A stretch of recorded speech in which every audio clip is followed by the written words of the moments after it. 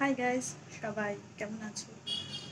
জানি কলকাতার পরিস্থিতি এখন একদম ভালো নেই, সবার মানসিক অবস্থা ভালো নেই। রিসেন্টলি কয়েকদিন ধরে আর্যিকর ঘটনাটার জন্য আহ, আমি আসলে সময় পেতে পারি না, যদিও মন থেকে সবই দেখি, সবই পোস্ট করি, কিন্তু নিজের মুখ দিয়ে কথাগুলো ব্যক্ত করতে পারি না।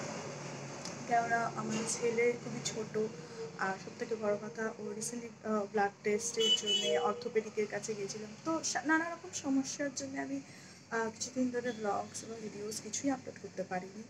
বাট ক্রমাগত যুক্ত ছিলাম, নিউজ সব দেখছিলাম, কিন্তু নিজের মতামতটাও দেওয়া উচিত একটা নাগরিক হিসেবে, আর একটা নারী হিসেবে, সর্বোপরি একটা নারী হিসেবে।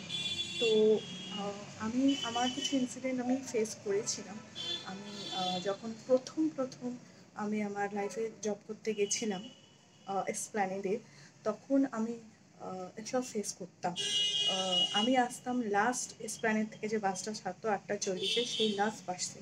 তো সেই বাসটা মিস করলে আমি হয়তো আবার গড়িয়াহাটে এসে আবার আমায় আসতে হতো, কিন্তু সেটা অনেকটা লেন্দি প্রসেস হয়ে যেত, আর টাইমটাও অনেকটা চলে যেত, ওখানে অনেকটা ওয়েট করতে হতো।